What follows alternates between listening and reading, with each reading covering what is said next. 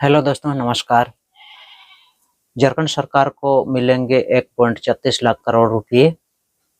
Supreme court के फैसले का मुख्यमंत्री हेमंत सोरेन ने स्वागत करते हुए कहा कि वह बड़ी जीत है। सुप्रीम कोर्ट को आभार। सुप्रीम कोर्ट के ऐतिहासिक फैसले से हमारी लगातार मांग सफल हुई है। अब झारखंड को केंद्र से मिलेंगे अपने बकाये के 1,36,000 करोड़ रुपए। इस हर झारखंडी के इस बकाये अधिकार को लेकर आपकी अगुआ सरकार लगातार आवाज बुलंद कर रही थी। अब हमें 2005 से खनिज रॉयल्टी का बकाया मिलेगा। 12 साल में चरणबद्ध तरीके से वह भुगतान होगा। राज्यवासियों के एक सुरक्षित होने के साथ इन पैसों का उपयोग जन कल्याण में होगा और हर झारखंड वासी को इसका पूरा लाभ मिलेगा। 26 मई 2022 को हेमंत सोरेन ने केंद्र से मांगा था बकाया।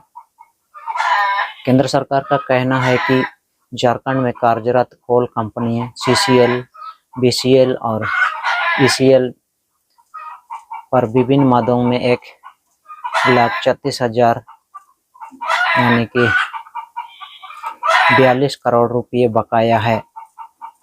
मुख्यमंत्री हेमंत सोरेन पूर्व में कई बार केंद्र सरकार को पत्र लिखकर इस राशि की मांग कर चुके हैं।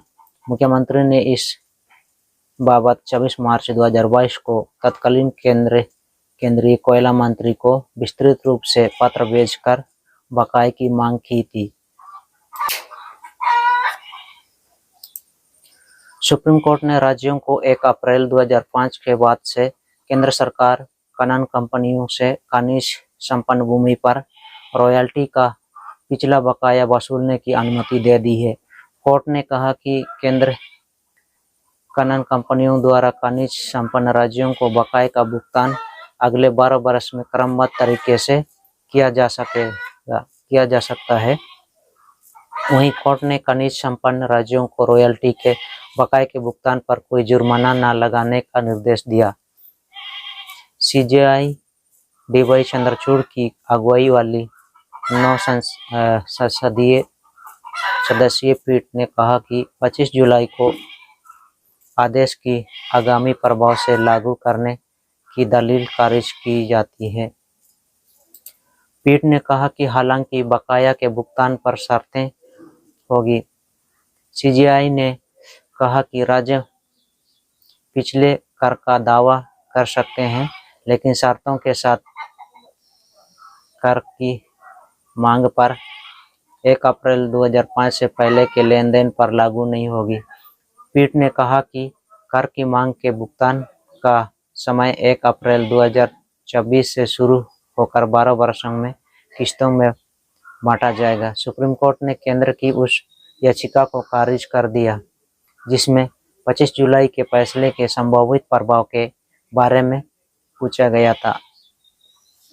25 जुलाई को फैसले में पीठ ने कहा कि खनिज अधिकारों पर कर लगाने की विधायी शक्ति राज्यों के पास है।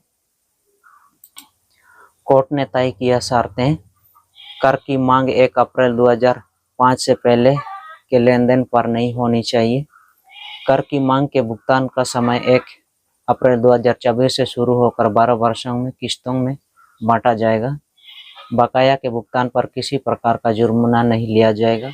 25 जुलाई 2024 से पहले की अवधि के लिए की गई मांग पर ब्याज और जुर्माना माफ कर दिया जाएगा।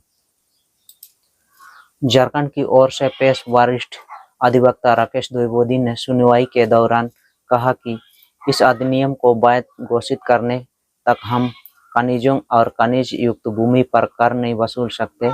कृपया इसे उचित पीठ के समक्ष तत्काल सुनवाई के लिए सूचीबद्ध करें।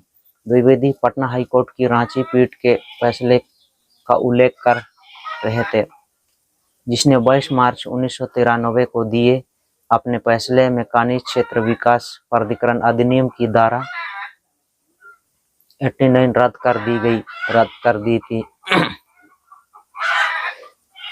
खनिज क्षेत्र विकास प्राधिकरण अधिनियम की धारा 89 तत्कालीन अविभाजित बिहार की राज्य सरकार को न केवल खनिज युक्त भूमि पर बल्कि वाणिज्यिक या औद्योगिक उद्देश्यों के लिए उपयोग की जाने वाली भूमि पर भी कर लगाने का अधिकार देती थी।